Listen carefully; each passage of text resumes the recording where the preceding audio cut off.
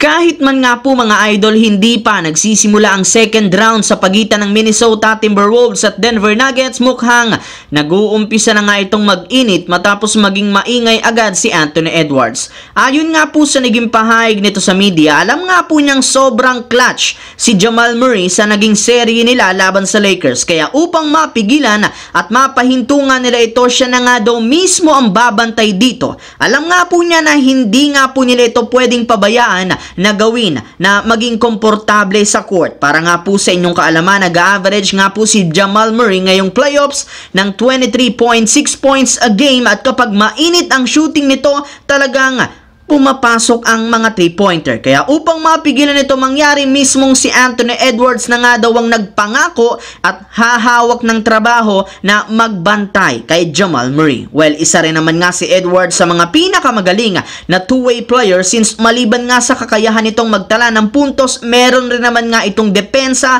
gamit ang kanyang laki, bilis at haba ng braso. Kaya malaki ang tiwala ni Edwards na kaya niyang bantayan at pigilan si Jamal Murray. Samantala, ilang araw ang nakakalipas mula nang malaglag ang Phoenix Suns matapos silang talunin ng Timberwolves. Ibinulgar nga po ng isang NBA insider na nagkaroon nga po ng sagutan ang mga players sa kanilang locker room. Although, hindi nga sinabi kung sino-sinong mga malalaro ang nakasama sa nangyaring kaguluhan, isa rin naman nga itong senyales na hindi maganda ang chemistry ng kanilang lineup. Bukod nga po dyan, sobra rin naman nga itong makakaapekto sa relasyon ng Big Three na sina Kevin Durant, Devin Booker at Bradley Beal. Hindi na rin naman nga po nagkakasundo ang coaching staff ng Suns at ang front office, since gusto nga sana ni Coach Frank Vogel na magkaroon ng legit point guard na maglilid sa kanilang team, ngunit hindi rin naman nga ito sinunod ng kanilang prangkisa. Kaya dahil nga sa malalaking problema na lumalabas ngayon, malinaw na mukhang magkakaroon sila ng malaking pagbabago. Sa kabilang banda, simula nga po nang i-anunsyo ni Rajon Rondo ang kanyang retirement sa NBA, sinabi nga nito na gusto nga po niyang pasukin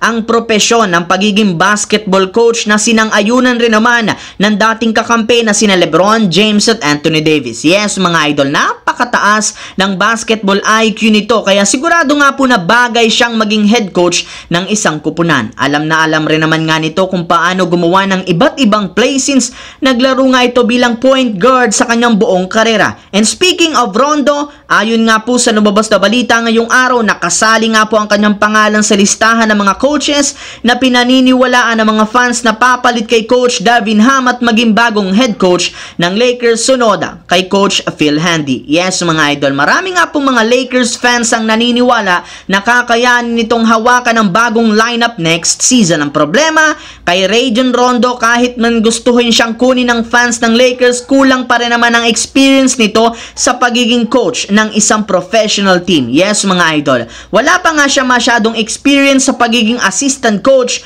o sa pagiging head coach. Kaya mas mabuti nga pong kumuha muna ito ng experience sa pagiging assistant coach para malaman nito kung kakayanin niyang humawak ng isang star-studded lineup. So yun lamang mga idol ang ating bagong video na ating pinag-usapan ngayon dito sa aking YouTube channel. Once again, this is your J-Zone TV. Huwag kalimutang mag-like, mag-subscribe, pindutin ang notification bell sa aking channel para lagi kayo maging updated sa mga videos na pinapalabas ko. Isang malaking shoutout sa lahat mga idol.